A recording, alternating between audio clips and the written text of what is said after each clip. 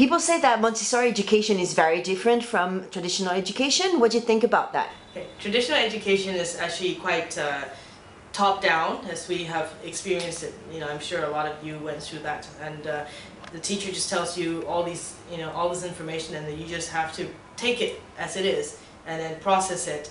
And a lot of times there's hardly enough time to process it before you have to move on to more information. So it's really difficult for some children who have problem grasping certain concepts, and then they have to build on that. So it becomes very daunting as they move on to higher levels. So and a lot of my students have told me that why they're studying is because they have to go through tests and exams, which is very sad, because they have lost the meaning of learning.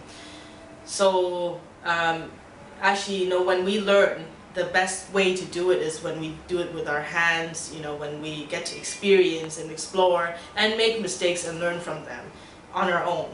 And that's what trains us to really be able to handle things as well. So that's how traditional education is. It's missing that part because it doesn't allow for that time, and that's how it's different from Montessori.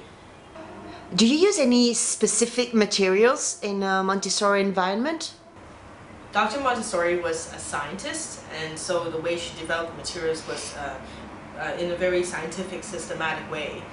And so because a lot of the materials were preparations, direct or indirect, for the children's future learning in the curriculum, such as in math, we deal with the decimal system. Everything is from 1 to 10.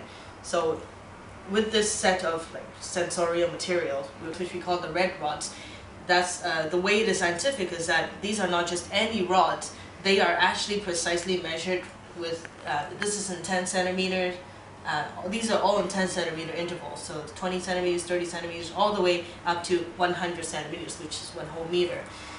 So these are not regular rods. They are particularly prepared in that way so that the child has a clear perspective of what the measurement is. Although at this point they may not know exactly what the numbers mean, but they already have a sense of what the length, how they relate to each other.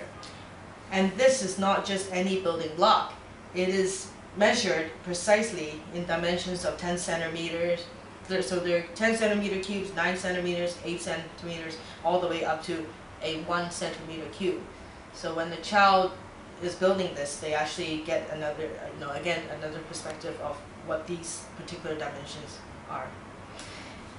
And another manifestation of the decimal system is from these cylinder blocks, which they take out, mix up, and then try to replace them in the right slot.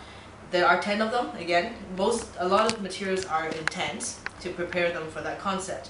As well as there's another indirect preparation from this exercise is that when they hold a pencil, they actually hold it like this. So they are taught to hold their pieces on the knob like this. So it actually indirectly prepares them for the writing grip. And another thing that we do when we teach them how to work with these rods is to get a muscle memory of the length. And they use 2 fingers because, again, when they write, they use, they grip the pencil with 2 fingers. And then they feel the material all the way from the left to the right. So they get a sense of how long it is all the way up to how short it is. It's actually very, it's quite an exciting discovery for them when they do that.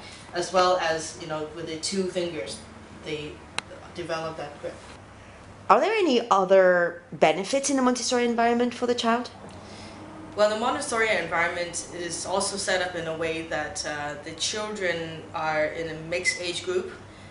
It's like a mini version of a society. So we have mixed gender, mixed age, and also into the planned into this are the social skills that they're supposed to learn while they're getting along with each other. And this is we have grace and courtesy lessons, which we don't see in traditional education schools, because they normally whatever they do, when they do make a faux pas, basically they're kind of expected to know what to do, and then they just get told off. But then in a Montessori environment, we actually have informal lessons, sometimes in little groups, to show them exactly how they're supposed to sneeze, to yawn, to make way for other people, so that because children actually want to fit in, they want to feel good and belonging. But then how can they do that if they're making it, an embarrassment of themselves, right? So we do that so that we show them exactly how to behave in order for them to feel that they can fit in. With the mixed age group, it's a very, very nice feature to have because the younger children can learn from the older children. A lot of times they get motivated to learn, things that are beyond their level. They get excited because they see the older children doing it. And I want to do that too. But of course we tell them that, oh well, when you learn how to do this, we can teach you how to show you how to do that. And with the older children, they get an opportunity to show the younger ones how to do things, and they can practice their leadership, and it also makes them feel good about themselves, and they reinforce what they learn as well when they do that. So this is a very nice feature in a Montessori classroom, which is not seen anywhere else. So do you think it is necessary to go all into Montessori? Well, I realize that a lot of parents may not be ready to send their child to full-time Montessori because of different concerns. But then it is a good supplement and a complement to have to their child's traditional education that they get, because in the traditional model they don't accommodate to the child's pace of learning, right? So they could be going too fast or a little too slow for the child. In this environment in Montessori classroom, they because most work is done on an individual basis, and it's the guide who observes the child to see where he's at, and then develops from that point. That is definitely accommodated for. So and because of that, the child doesn't feel the pressure to learn what he's not ready to learn yet. And also because he also gets to choose what he wants to learn, he would feel naturally motivated to do so. So this way it keeps the child's fire of learning going. And that is very important if you want your child to be able to enjoy and really keep learning for life. Yeah, so it would be a very good complement and supplement to have on top of what he's going through at school right now.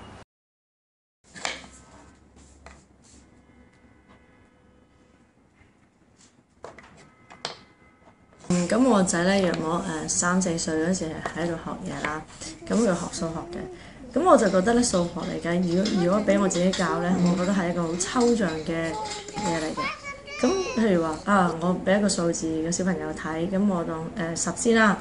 咁其實10係代表咩咧？對佢嚟計即係一個1，一個0。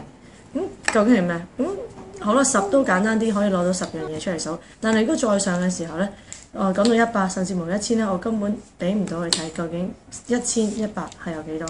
但係喺度咧係可以由1俾你數到好多嘅 digit 都可以。